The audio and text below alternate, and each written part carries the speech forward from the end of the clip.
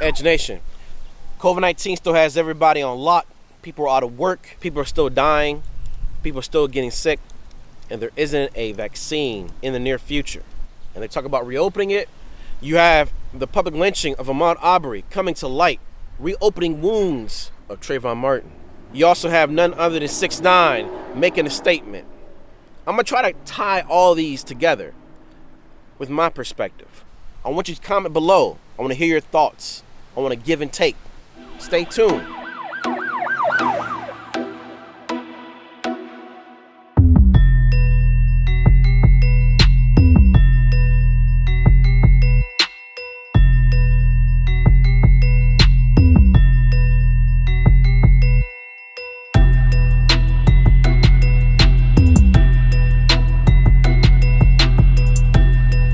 So we have talks and actually people going back to work, states are reopening, businesses, as if something has really happened for the better. There is no vaccine, there is no cure. Yes, we're hurting financially, but at what cost? I love money, but I love my life more. I'm not a scientist, I'm not a doctor, but I do have common sense. Once again, there is no vaccine, there is no cure. So we're returning back to work as if things are back to normal. We're going to go back to what we're doing now, locked up in quarantine. However, our immune systems have been exposed to the environment. There are bacteria out here that we fight off, that strengthens our immune system. But we haven't been outside as much as before.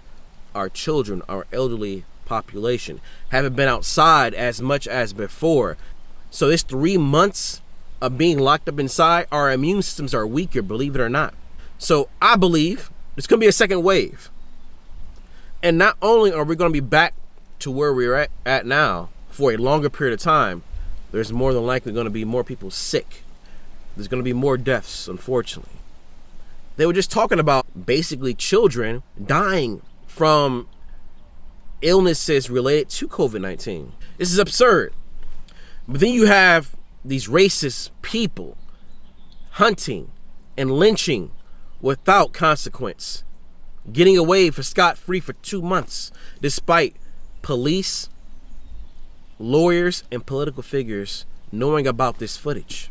It's a shame. And you have 6ix9ine, the great distraction, coming back, breaking all types of records. I believe he was on IG Live and broke the record for 2 million people viewing it. Broke the YouTube most views in 1 hour. 38 million views was the previous record by Eminem. I think hit 43 million. But I don't fault him for snitching. I'm not a street guy. According to what he said, these people kidnapped him, beat him up, slept with his baby mama, threatened to kill him by putting up money. You think you would or I would do some time for these people? Hell no. However, the difference is this has been an individual who has embraced it. I'm not saying he's wrong. However, he worked with the government. You have all these events, I believe, are tied together. You have open season on black people with the Ahmaud Abrery. Literally, open season. They're hunting us. You have the workforce now being thrusted back into the environment, opening up businesses without a vaccine or cure. People are going to get sick. More people are going to die. So when we get sent back home and they put on firmer restrictions and we're feeling it, the hurt in our pocketbooks, desperation sets in. People are not going to adhere to the restrictions. They're going to venture out and look at construction spots to see if they can come up for $1 or $2. You're going to have people who, in the spirit of tight communities, but in the mindset of slave hunters, to pursue, hunt, and kill black men. So when they infiltrate our homes, when they adhere to the quarantine, when they're seeking out offenders of trespassing, of theft and burglary, they're going to force black men to rat out other black men.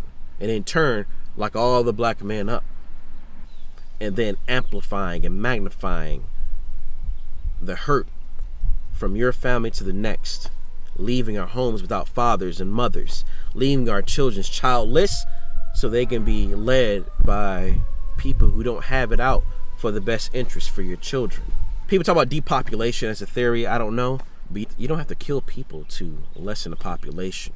You can lessen the free population and lock up and increase the prison population. Come on, people. It's not that hard to believe. I'm proposing us to do what we should have done a long time ago. Defend ourselves. Legitimately defend ourselves. It's not a cure-all, but they will think twice before they run up in our homes with guns and rifles drawn, with no type of warrant to justify their entry. They will think twice before they grab their shotguns, grab their .357 Magnums, and follow and chase us and hunt us down and blow us away and be off for 2 months without any heat on them. They'll think twice. I'm for marches. I'm all about protesting. Yes, you should speak up. I'm doing that right now. But as the situations start to get heightened and these people become more bold and we become more susceptible to be victims not only of the actual crime, but of the judicial system, we have to react differently. Take the law in our own hands, but not how you think. We need to abide by the law and get our concealed pistol license. We should train. We should educate. We should prepare when the moment another Ahmaud Abrery or Trayvon Martin or Philando Castile happens. They will think twice from withholding vital information of a lynching without any type of empathy toward the victim and the victim's family. It is our duty to protect ourselves. We've been victims for far too long. So subscribe to my channel, ring the bell for notifications so you can be updated with the latest and greatest of information. Oh, before you go, make them think.